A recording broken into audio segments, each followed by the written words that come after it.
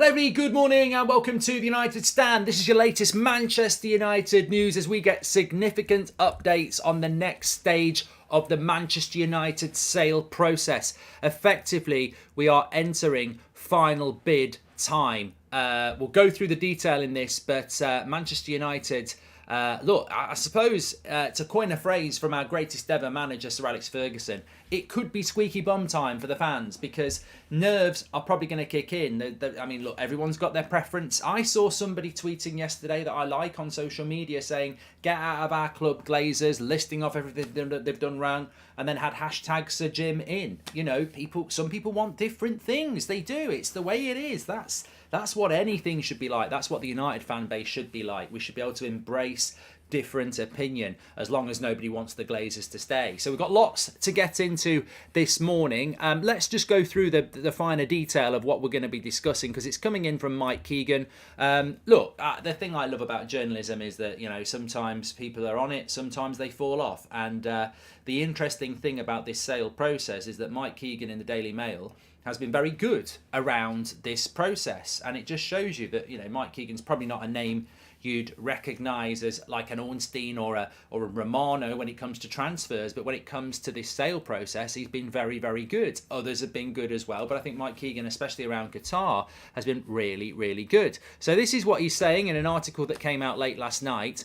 Those in the hunt for Manchester United have been told they've got 10 days to submit their next bid. Now, the way I'm going to go through the article in quite a lot of detail, and we can obviously, you know, veer off on different paths like we like to on the United Stand. It's a community after all, and people have different opinions. But I think this gives some really good clarity on speculation. Now, last night I put a tweet out, and look, I haven't got a problem with anybody who's saying it on social media, but ultimately I can tell you for a fact that United's sale is not done. I've seen people tweeting stuff out there and they're treating it like a transfer, and everybody knows what people do with transfers.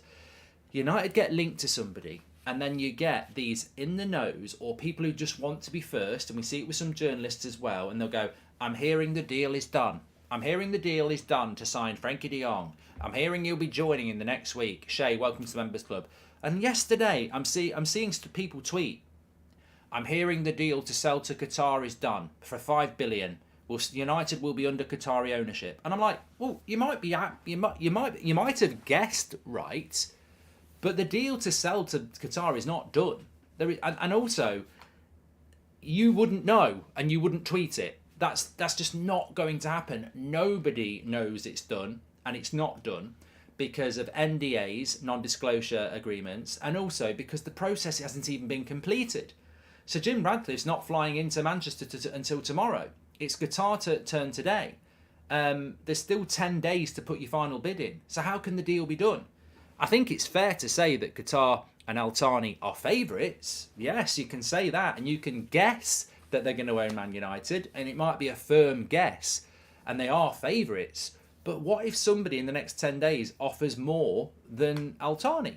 They'll get the club. So I would be just very wary of these people who are trying to go... What they're trying to do is put tweets out now that they can go back to in the summer and say, oh, look at me, I was in the know. Trust me, there is no in the know on this. Don't fall into the trap that it's a transfer. And they don't. There's not many in the nose in transfers anyway, but the people are just guessing. We're not at that point yet. What this does, this gives good clarity on what is going to happen next, because I think that, as we know, so those in the hunt for Manchester United have been told they've got 10 days to submit their next bid. So this fits in with today, which is also what we know, that Manchester United will meet representatives from the Qatari offer, revealed by the Daily Mail and Mike Keegan, and they'll head to Old Trafford for presentations, while on Friday it will be the turn of rival Sir Jim Radcliffe. Now, apparently Al Thani is not going to be part of that, but everybody's got these presentations, and we know what these presentations are about. It's about, you know, if you spend this much, if you do this, you'll make this. This is why you need to give us $5 billion for the club. So all these things are relevant, but effectively, what the next step of this process is going to be, and it might be a bit unfortunate for some people, is we'll get a lot of stories over the international break, but we won't get the final thing done. We might be another month off knowing who's going to buy Manchester United, but effectively we could be another 2 weeks away. If it's 10 days to put your final bid in, then that means you've got to take it 10 days from the last person to be having their presentation.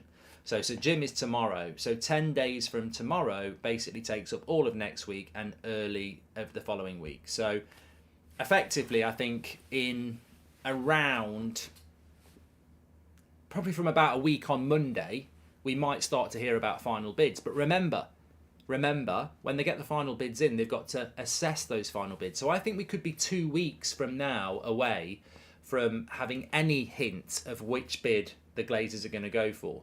And even then, there'll be a next stage, which we'll talk about. But it's interesting because everything that's been revealed, like this, has been accurate. Like this. It's been very accurate. Remember when we were told a few weeks ago that there was a deadline of the Friday night for bids to go in? That was accurate. So I think we've got to take this as very accurate, that 10 days from tomorrow is for the final bids to go in from everybody, which we'll discuss in a moment. Hi Mark, off topic, but yesterday I went to a barbering competition and won Junior Barber of the Year. Hopefully one day I'll cut your hair. Tion, I'd love it. I'd love that. Junior Barber of the Year, cut Skullbridge hair. This would be brilliant. And Dan says, if the final bids are submitted within the next 10 days, do you feel that at the end of April deadline could actually be a real prospect? Well, I think so, Dan. I think so. I think you're absolutely spot on there. So if we've got 10 days and the final presentation is with Sir Jim tomorrow, and this is what will happen next, groups will then be invited to make their second offers to the US Bank Rain Group, who are handling the process on behalf of United's owner, the Glazers family. And then Rain Group will consult with the Glazers, deciding upon a preferred bidder. And at that stage, the selected bidder will then be given full access to the club's accounts, and they could then negotiate further before a deal is reached. So I think we're getting close. I think you're right. Good morning, Mark. Do you see United buying Latoro Martinez if Kane and Osman end up being overvalued? Can we come to that in a little bit, United have, because I wanted to talk about the striker situation anyway. But so to put it in a teacup and consume it on a Thursday morning. It is match day, remember, by the way. Man United are kicking off at 5:45 tonight, so we'll have the watch along from 5:45. It's an earlier one, which I don't mind. I don't mind when it's an away trip having a 6 o'clock kickoff on a Thursday. I don't mind that, by the way. But anyway, back onto it. So to summarise it, this is what's happening with United's sale as we know it right now. Qatar officials are being interviewed and having their presentation today. Sir Jim tomorrow, then everything's done. Friday night, everything's done. 10 days from Friday night to put your final bids in. Up to 8 people are meant to be involved in being interested in Manchester United. They've got 10 days to do that, which will take it from basically a week on Monday. By a week on Monday, all final bids go in.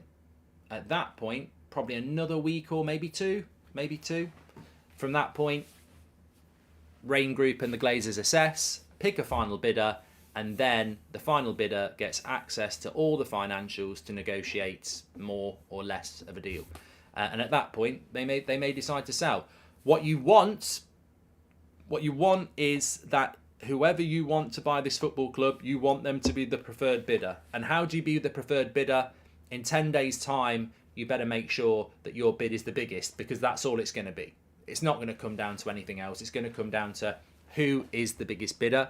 One thing that's never been mentioned is that, if Qatar are offering 5 billion and that 5 billion is going to clear into your bank tomorrow, but Sir Jim or someone else is offering 5.2 billion, but it's going to take 3 or 4 years for you to get the 5.2 billion.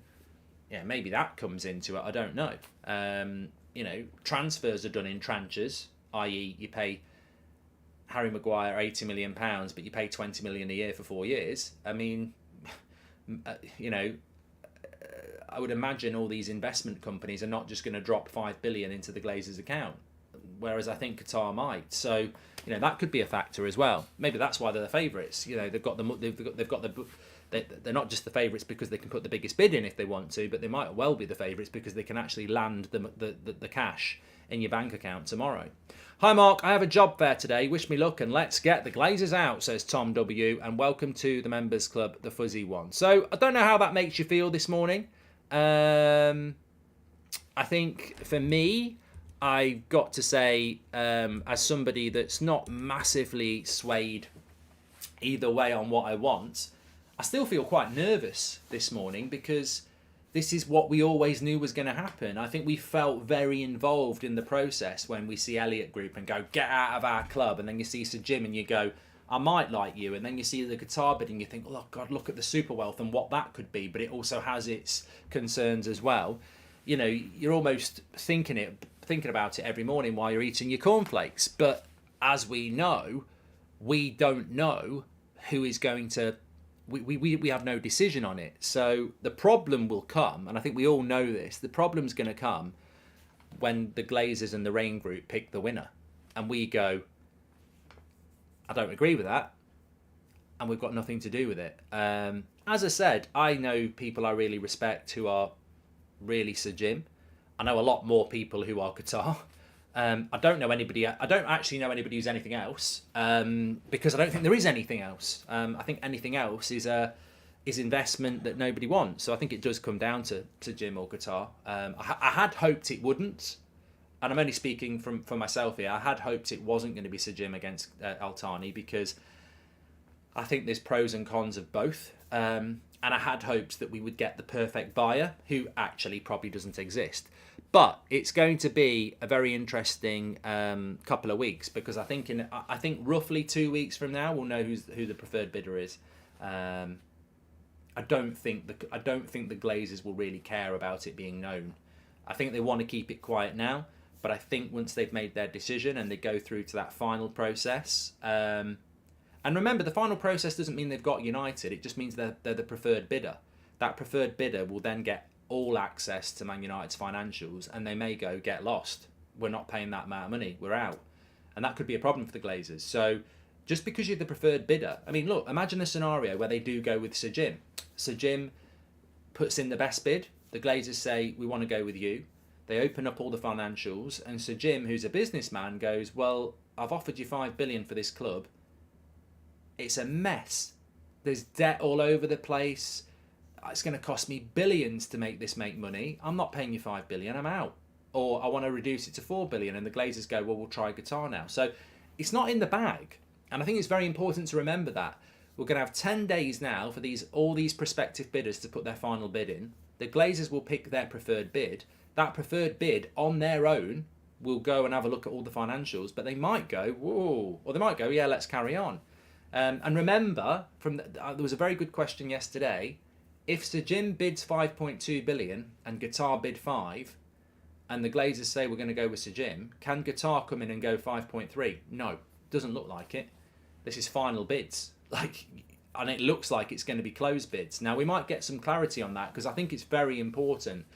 I don't know whether you've ever bought a car or a house, but this tends to happen a lot.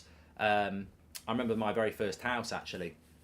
It cost, well, it doesn't matter what it cost, but it wasn't a lot. It was my first house, and there was a bit of competition for it, and it was like, we're going to final bids now. And I was like, what's final bids? And they said, you basically ring us up with your final bid. And I said, well, do you tell me what anyone else has bid? No. And I was like, well, if somebody could go 30 grand over or a grand over the price. And they go, yeah, that's the whole point of final bids. And I was like, so it's, you know, if that's going to happen, and it's a clever thing to do, can backfire a little bit, but it's a clever thing to do, because if someone really wants it, they'll go higher than they think everyone else is going to do. And it looks like that's going to happen. So, you know, maybe if somebody it's a chance of a lifetime. It is a chance of a lifetime. And I think people think, well, it will definitely be Qatar because they're favourites. But what if Sir Jim just goes in with, you know, 5.5 billion to make sure he gets it, and you know, takes the hit? I think that's a worry. I don't think he will do that, by the way. I don't think anyone will do that. But I think that's a worry, because at least if Qatar and the super wealthy option, if they pay over the odds, you know they've got billions still to put into the club. But if somebody stretches themselves to get the club, they haven't really got the money to do it. So how are they going to make that money back? Well, they're certainly not going to have the money to pump into the club if they stretch themselves to buy it. And I've always said that. I don't think we're in a position where we're desperate to get, you know, local fan or, you know, lifelong fan. I don't think we're in a position where it's you know, I don't want... Remember Michael Knighton was on about this a few months ago. He was trying to put forward a consortium to buy the club, and they were, you know, they were barely getting the money together. But their stance was, as long as we get it out of the hands of the Glazers, and then we can look for external investment. it was a noble idea, and maybe at that point we would have took it. But now the Glazers are up for are selling it. We don't need somebody to be barely getting by, scraping the money together just to get us out of the hands of the Glazers, especially when there's a super wealthy option there. My point being, if somebody mortgages themselves up to the hilt to buy the club, they're not going to have much left to invest in the club, are they? And we need... I don't care how much the Glazers get. I wish they were getting 5p. I don't want the Glazers to get 6 billion. I don't want them to get 5 billion. I want them to get as less as possible so that there's more money that can actually go where it needs. It's step one for us as fans. We don't care what the Glazers get. We know they don't deserve it. I don't really care how much they get. What I care is about the billions that is going to be put into the club by the new owner. That's the most important thing. So I don't want anybody to stretch themselves and loan a load of money to buy the club, because actually it's going to damage the club. It's about how much you're going to spend on the club when you get it, not how much you spent to get it in the first place. And that's a worry, isn't it? I don't want somebody to go and be in the situation going, I need to borrow a little bit more to buy the club. I think that could backfire badly. Hi Mark, if you want to get annoyed this morning, watch Ward-Prowse studs up tackle on Henry last night. Not even a yellow and no VAR intervention, says Chris. Because he's not wearing a Man United shirt, mate. I seen it. I tweeted about it last night. I mean, there's absolutely no point going on about it because Andre Mariner was actually the VAR referee last night for Brighton Palace, and Anthony Taylor was refereeing the Napoli game. So the biggest incompetence of the weekend, and they get rewarded with games within not a week, but within a few days. It makes you want to throw up. We are absolutely being victimised, and the evidence is there. We are being targeted, we are being victimised, but we are part of a dictatorship where these referees are a rule unto themselves, they protect themselves, and it's a disgrace. It's a disgrace. And all that's going to happen is, within the ground, referees are not going to get respected. They're going to get booed. They're going to get booed more than normal. They're not going to be respected. People are going to say, respect the referees. I tell you what I say about respecting the referees in the Premier League. Respect the fans and you'll get the respect back. Don't treat football fans like mushrooms. Chuck them in the shed and feed them on shit. You're not being respected when you don't respect the game and you don't respect the fans. It works both ways. You can't just walk into an office and say, respect me. I'm a complete and utter knobhead, but respect me. It's not going to work. So I did see the tackle. It didn't really wind me up because I knew there was an injustice at the weekend. And it's because it's Manchester United. It's the second time it's happened to Casemiro where VAR has gone looking for something that they wouldn't go looking for in a Southampton-Brentford game. I mean, look, whatever you think about the Casemiro tackle, the collar against Crystal Palace was a joke. Within hours, we were seeing other people grab people around the neck and not even get a yellow card. It's just complete and utter victimisation. And I'd be worried if I was Man United. I'm disappointed we didn't appeal it because I think he's being targeted. I think he will get more silly red cards. Is it possible there's another super wealthy buyer involved, or do you think we would have heard about them by now? I think it's impossible United have. Welcome to Members Club, George Evans. Big shout out to you. I think it's impossible that there is another super wealthy good option to buy Man United, because I think they would publicly put themselves out there. They'd have seen the positivity reaction to Qatar and they'd put themselves out there. Off topics is Daniel Luciano. You had my fiance and I tearing up laughing at your story last night regarding the lighter and the lightsaber bit. Hope you're well. I'm very well, Daniel. That's football watch-alongs are always good. If you tuned in, it was a pleasure to have you. Cammy says it's going on for too long now, the United bid process. I mean, look, it potentially is, but I never believed it was going to be over by the end of March. I said that back in November. I couldn't see how it was going to happen that quick. And I think United have dealt with it very, very quickly, to be fair. But they were never going to get this done by the end of March. Projections, we are, 16th of March? I think in 2 weeks' time, we'll know who the final bidder is, right at the end of March. But that won't be, they've bought Man United. I still think it could be another month after that. But I think by the start of March, we should know, by the start of April, end of March, we should know who the Glazers have picked. And I'm not going to tell you who that's going to be, because I don't want to be, being people come back and saying, you said this was going to happen. I'm not going to do that. If other people want to do that, I think they're guessing. I think at this moment in time, you might be surprised who gets hold of this football club, and that's all I'm going to say. I would still put Qatar and Al Thani as favourites, but I'm not convinced that it's he's near the finishing line and everyone else is knackered. I actually think there's still a possibility of a shock. I just feel like there's a shock, and I don't know what that shock's going to be. I don't think it can be Sir Jim Ratcliffe, but I could be completely wrong, because he could get funding from who knows where. I mean, I heard somebody a couple of weeks ago saying, is it beyond the realms of possibility that Saudi Arabia pump a load of money into Ineos? I don't know. Look, I would hope not, because we don't want to be in a position in 5 years' time where we have what Man City have got. Man City have had all these charges because the accusations are that they've manipulated revenues with sponsorships and brand deals that are disproportionate. And it's took 11 years to get to this point, and if they get in trouble, they're going to be in big trouble. We don't want somebody buying Man United with money coming from areas that shouldn't be coming from. And what I mean by that is, and I'm not saying that's going to happen, but you don't know what's going to happen.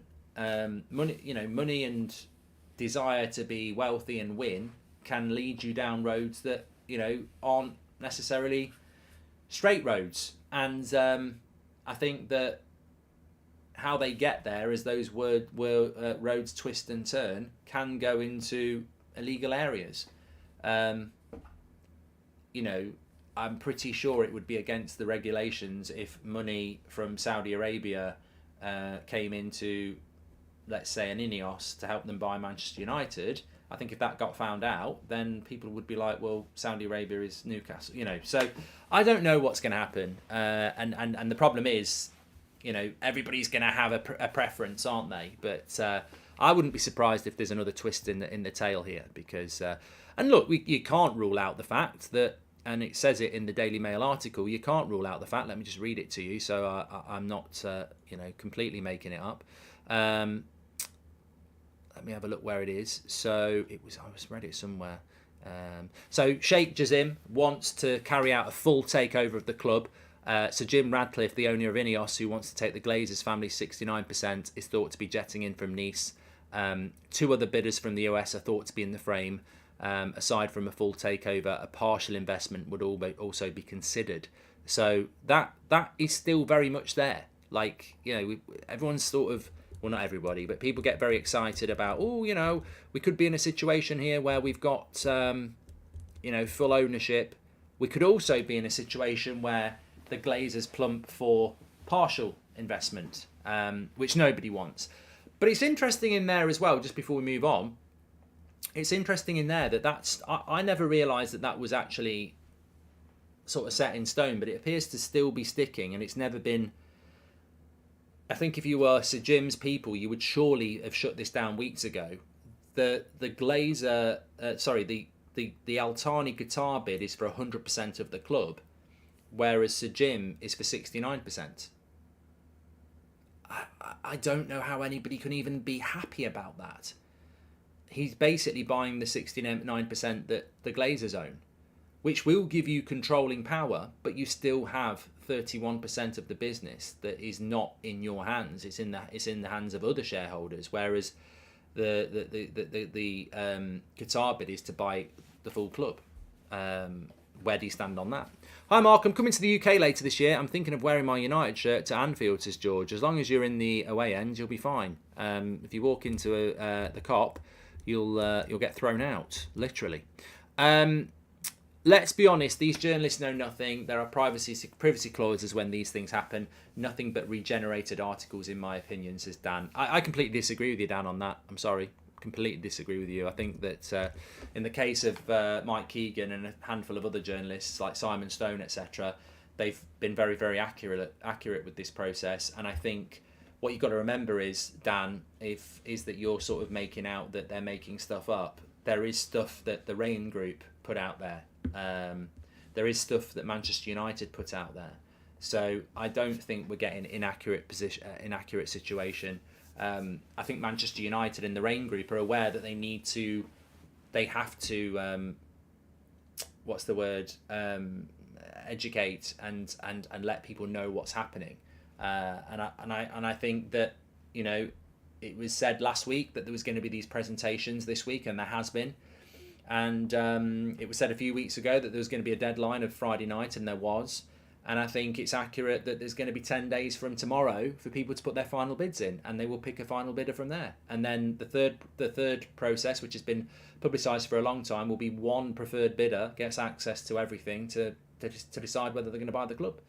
Runa says that have nausea and managed to clog the toilet. I need some good news, Mark, says Runa. That sounds great. And hi, Mark. Will the new owner be able to approach players even if the deal is not finalised, but the Glazers have decided the new owner, says Dion? I don't know how that's going to work. And I did want to talk a little bit about that, because I saw Adam's video on the channel this morning talking about the dangers of signing an Osman or a Harry Kane, which I wanted to sort of react to. But who's winning this week? Porridge or cornflakes this year? I don't eat cornflakes. 4-0 to porridge. It's 1-0 to coffee at the moment. Wizard says the thing that bothers me the most is the debt. It's so huge. It's such a big issue as bad as it gets. Yeah. The debt. I mean, I'll tell you what. Let's just do this, because this is the United Stand and this is what it's all about, right? Forgetting.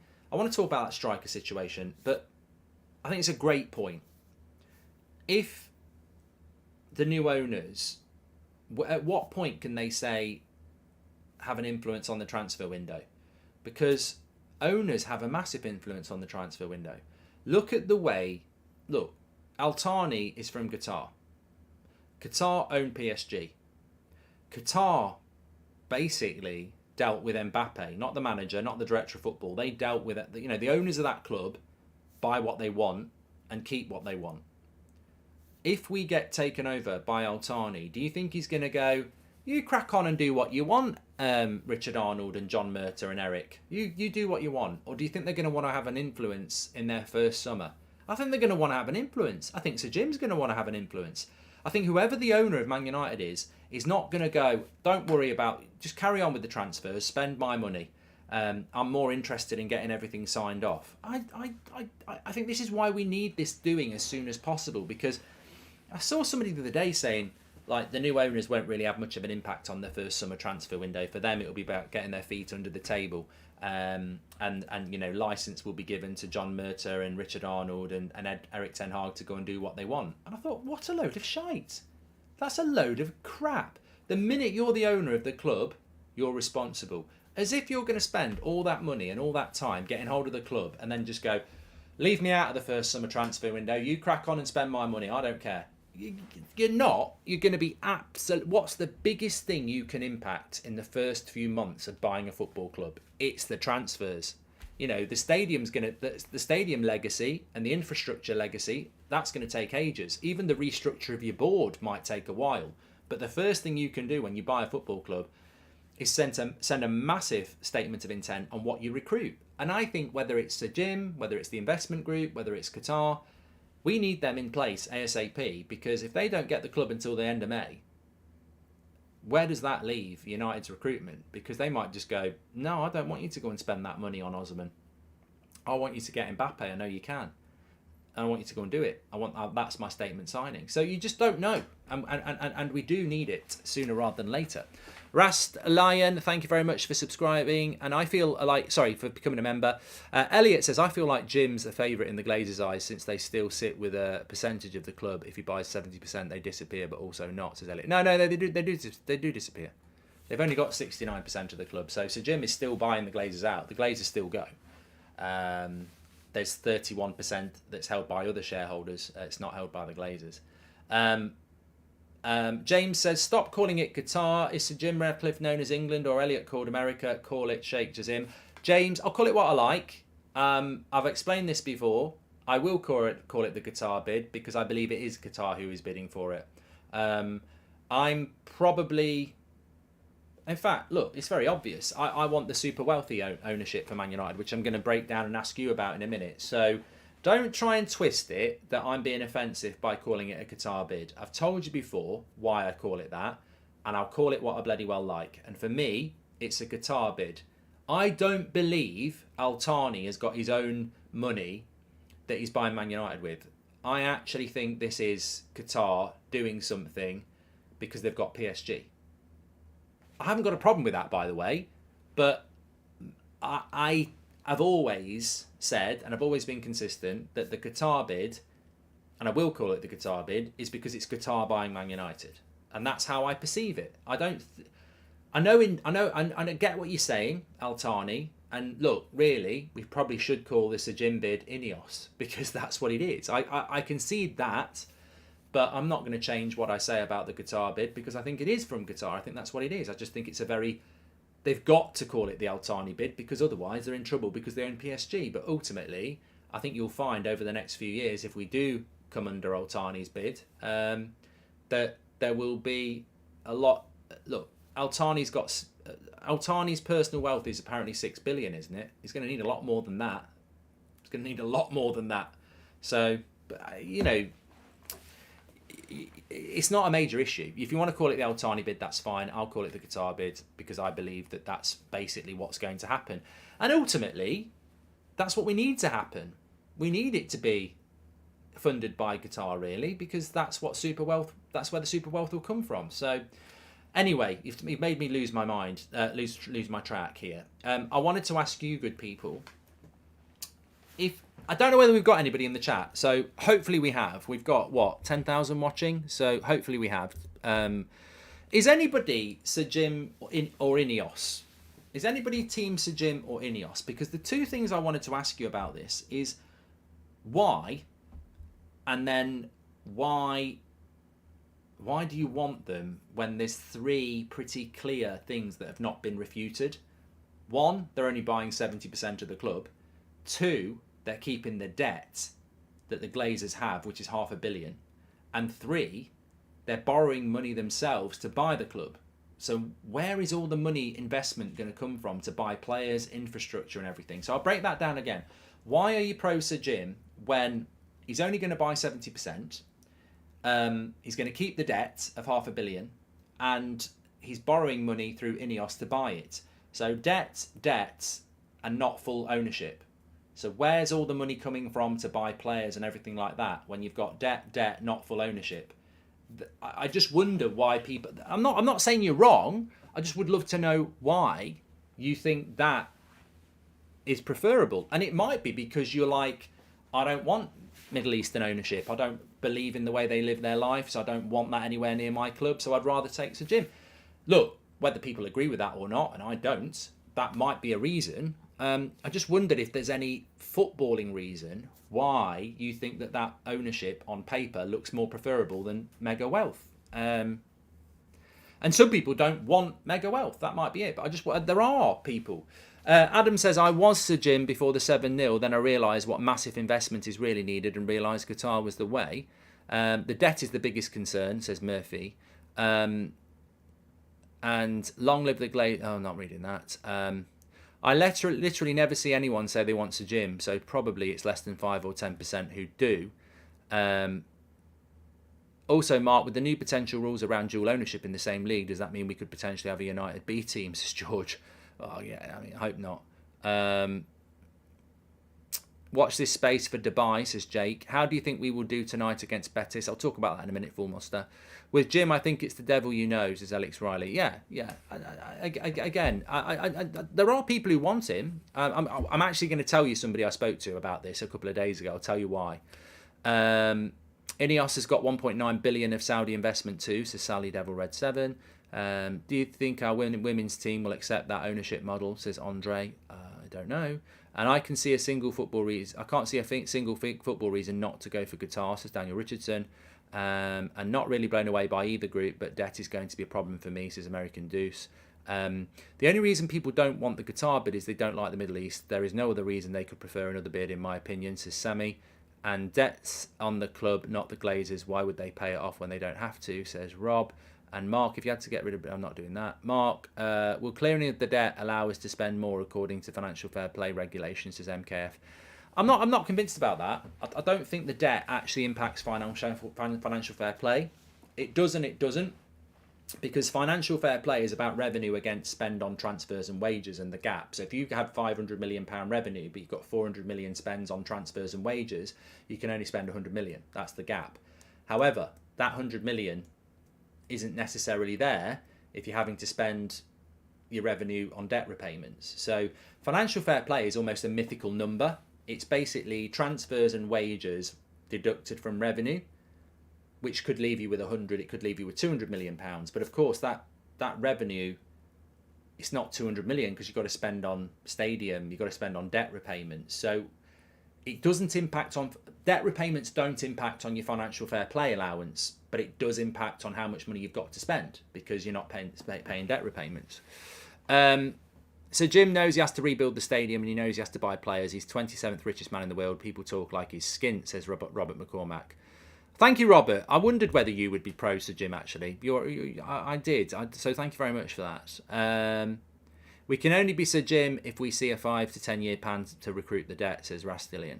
Look, I think Robert makes a good point, and I'm actually going to tell you. I spoke to somebody a couple of days ago, and I'm not going to name them because they'll go mad. And they're a friend. And, you know, I think you get the best conversations with people who are passionate about Manchester United, who you're actually in a friendship with. So, and they have a different opinion to you. So, I basically was having a chat with them, and I said, look, you know, you're pro Sir Jim over Qatar. Why? And probably similar to what Robert McCormack said there. They said, look, at the end of the day, it is better the devil you know, I suppose. And like someone was saying there, they were saying, look, with Sir Jim Radcliffe, when he was linked to the club back in August, everybody was excited about it. I was excited about it, and that's why, that's why I still want him. It feels to me like, you know, it's like the player that you really want in the summer, and then another player comes along. Why are we moving away from the player that we wanted in the summer, who was a good option? And they basically said to me, look, Sir Jim Radcliffe is a very, very, very successful businessman. He's going to be infinitely better than the Glazers. And I think some people are acting like if Sir Jim takes over the club instead of Qatar, we're going to be in a really bad position. Remember who's owned the club for 17 years. It's the Glazers. We've still managed to win the Champions League. We've still managed to win titles. Admittedly, that was a different time. It's questionable that you can win titles or the Champions League with the Glazers now. But if Sir Jim is 100 times better than the Glazers, and we're still winning trophies now and we're getting in the top four, imagine what we could do with Sir Jim. So they were very pro. They were very pro it. They were saying, look, he cares about the club. He'll be way better than the Glazers. And who knows what his 5 to 10 year plan is for Man United. Maybe there is money to be invested in. And I said, well, yeah, but what about the debt? What about him not clearing the debt? And what about him taking on debt to buy the club? And they were like, well, most people take on debt to buy things. And as for clearing the debt at Man United, maybe he's going to clear that in the next 5 years.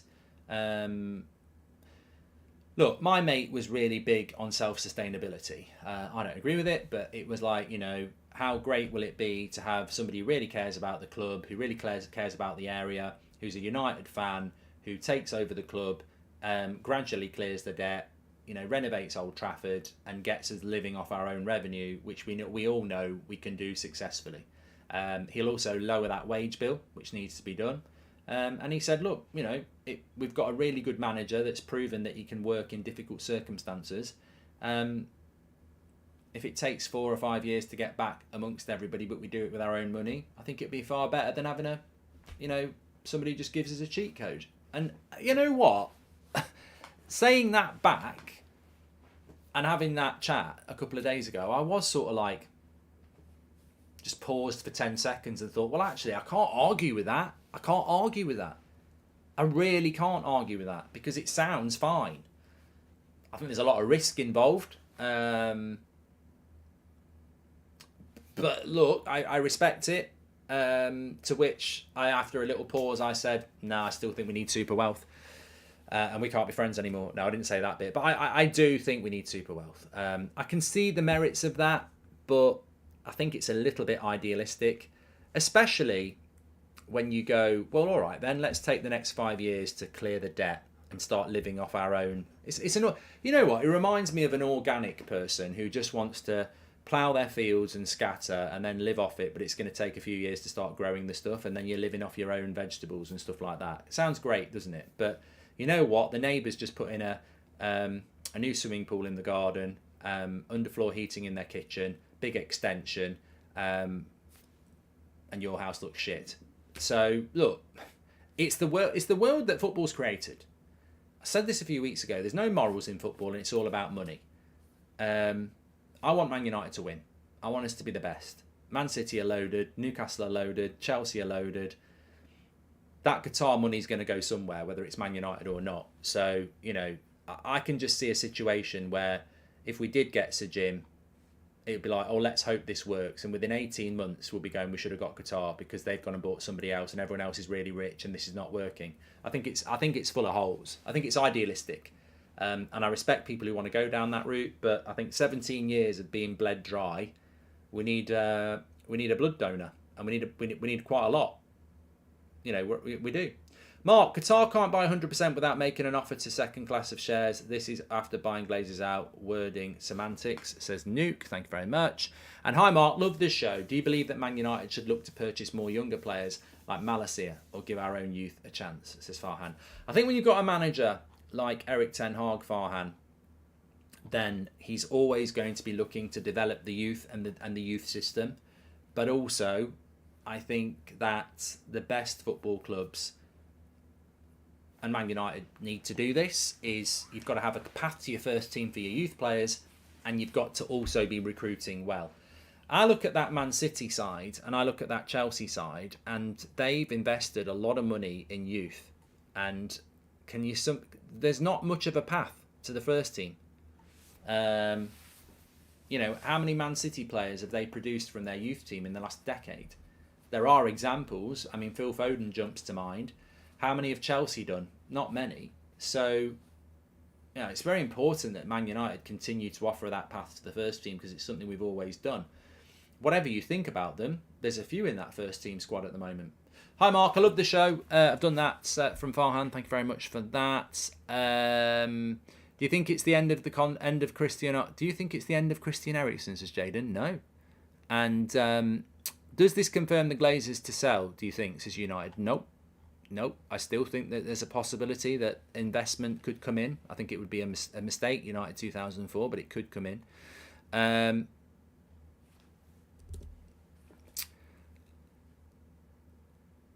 Chelsea has Reece James, Mount, Christensen, Callum Hudson-Odoi and Tammy. Yeah, but 3 of those players aren't there, mate. They're not there. And I said not many. So you've got 2. Oh, sorry. I forgot 2's a massive number. 1, 2, I'm loaded. I've got £2 in my pocket. Wow. God, people get so... Did you see the Arsenal fans yesterday quote tweeting Ten Hag as well? Going in on Ten Hag because he said, we've had loads of injuries and Arsenal have hardly had any. And look, I want Arsenal to do well, but I think a select few in their fan base are just vile. Absolute vile football fans. Like, Arsenal have had so much credit from United fans, up from what I've seen. You know, a lot of people admire what Arteta's done on limited funds and built a really good team. Ten Hag is asked a question about injuries and says, look, we've had loads of injuries. You know, Arsenal haven't really had that many. Oh, we've only had our striker out for 4 months. Yeah. He didn't say you've not had any injuries. He said you've not had many injuries. And he didn't say you're top of the league because you've not had many injuries. I mean, it's amazing how sensitive some fans can be. I didn't say Chelsea haven't produced any youth talent. What I said was Chelsea and Man City's investment in youth is unbelievable. They've got amazing youth teams and amazing youth facilities. But they still haven't quite got it right, in my opinion, in relation to using all that amazing youth structure they've got and are providing a clear path to the first team. I still think, and look, I like Potter and I like Chelsea in a sense, but how can you have a path to your first team when you've spent £500 million on transfers in the last 6 months? It's very clear what Chelsea's transfer strategy is at the moment, and it's not about promoting youth players. It's about spending money, and it's the same with Man City. The question put to me was, should we be buying players who are young players or promoting youth? And I said you've got to balance both, and I think United have always been quite good at that. But you've got to hold your hands up and say that Man City and Chelsea's youth teams are better than ours. So we're open to developing youth players, and I think we've got a clearer path to our first team. That's proven over the last nearly 100 years now. We've always had a youth player on our bench. I think Chelsea and Man City have mastered amazing youth departments, whatever you want to call it, but they haven't quite mastered giving a clear path to the first team, because there's still this tendency to go out and spend ridiculous money when they could promote some of their young players, but that takes patience. Has Graham Potter got patience? No. Look at the fans that are on his back. I think Ten Hag will promote youth. We've just got to have the youth players for it to happen. Qatar might want 100%, but it doesn't mean they'll get it, says Robert McCormack. And if Ineos buy United, it's a similar situation to the Rain Group. They're going to want a return of the investment. Qataris will spend as much as it takes to be successful, says Safe. I don't know. I really don't know what's best for Manchester United. I don't know. I know what I prefer. I know what I'd like in an ideal world. Look, if we were the here's a good way of putting it, because people always say, what do you want? And I always say, I think super wealth is the way to go. I don't know whether I want it, but I think it's the best way to go. But I'll give you a scenario. If every other football club in the Premier League was self-sufficient and not funded by cheat codes, would I want a cheat code? No. I wouldn't want us to be the only fish in a pond that's got big teeth. I wouldn't want that. I want us to be a big fish because we're Manchester United, but I don't want us to be going round, with an AK-47 killing all the other fishes. I don't want that. I want it to be as level a playing field as it can be, without being naive that Man United are huge and have got huger revenues. So I wouldn't want any super wealthy owner if no one else had one. I'd want to go down the route of self-sufficiency, clearing the debt with our own revenues, but that's not the world we live in.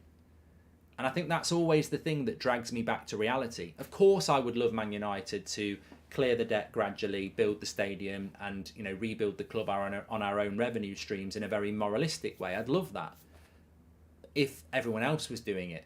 If a law came in saying you've got to do that, let's do it.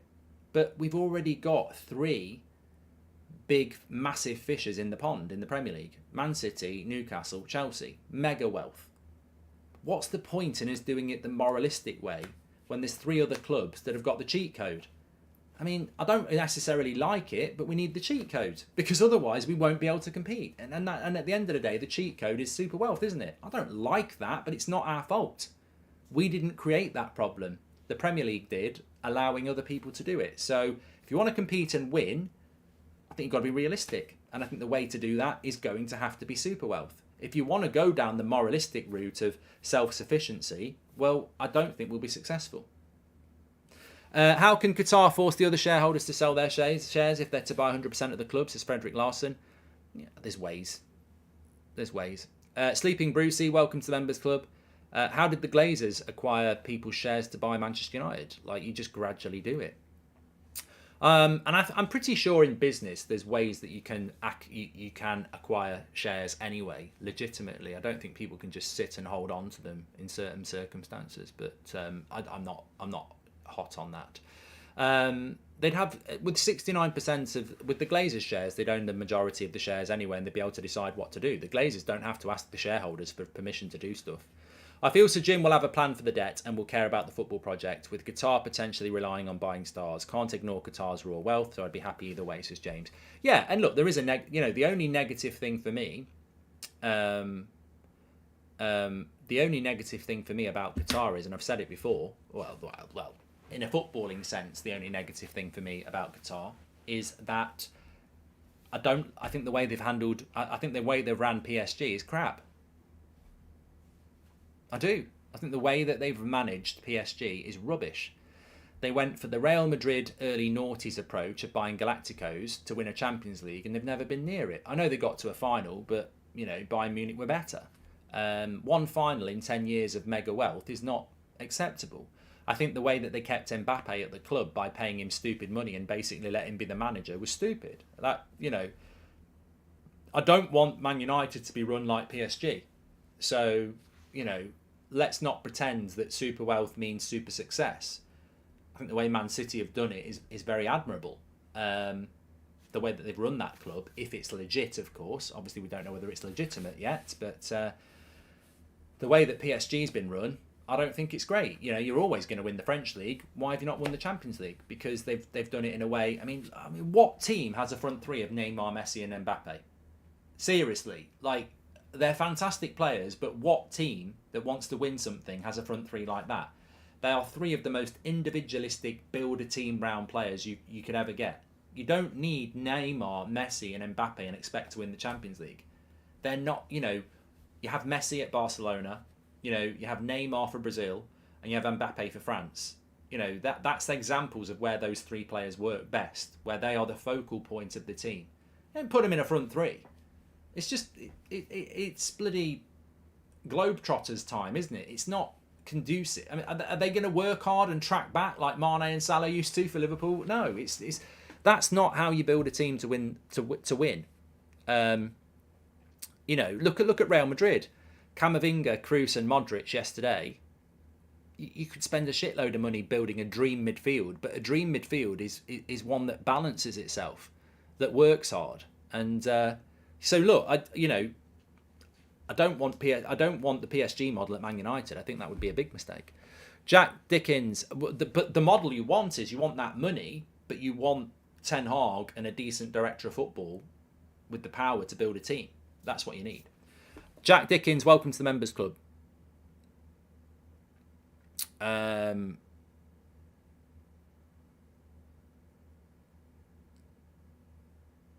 Cathal says, yeah, but you can't judge everyone. You can't judge the PSG the same. Oh, no, of course you can't. And I don't for 1 minute think that if United get bought by Al-Thani, we'll duplicate the PSG model. In fact, you could take it as a positive, because what have Qatar learned from 10 years of owning PSG? I would imagine they've learned a hell of a lot. There's a lot of mistakes there. In some ways, if we did get bought by Al-Thani, he'd have all that knowledge of 10 years of PSG ownership that from his country that they can put to Manchester United and say, we've learned from those mistakes. Whereas if they didn't have that, they might do 10 years of what they've done. So, you know, it's all twists and roundabouts, isn't it? Anyway, look, thanks everyone for watching. I'm trying to plan out the rest of the day for you. It's a bit of a weird couple of days. So we've got watch along at kickoff at 5:45 tonight. 4-1 up against Betis. Interesting game. They're going to come for us. And unlike Liverpool, they're not away, they're at home. So I think it's going to be a very interesting game. 5:45 kickoff. We'll be live at 5:45 with the team news and chat. I think we've got Adam probably at 2 o'clock doing his sort of road trip from the stadium. Tomorrow, I don't want to tempt fate and jinx it. We will have a bit of a morning show, but we should have a midday show reacting to the Europa League draw, which we're not in yet, but hopefully we will be. So interesting sort of next couple of days. Keep your eye on pictures of Sir Jim, and I don't know whether Sir Jim's flying in. Al-Thani's not flying in tomorrow, it's his representatives, but lots going on. Make sure you subscribe, smash a like on the video. I didn't get to talk about why Harry Kane and Osimhen would be a bad idea. Check out Adam's video this morning that he put up because it was really interesting. St Patrick's Day tomorrow as well, Dylan. Can't wait to be in Dublin next week. I wish I was going to be there tomorrow actually, but it'll still be good. Great show this morning. I've really enjoyed it, Justin. This is what matters, isn't it? Daniel Haynes, welcome to the Members Club. Appreciate that. I'm going to gift some memberships on the watch along tonight as well, so remind me. Thanks everyone for watching. Take care. Have a good day.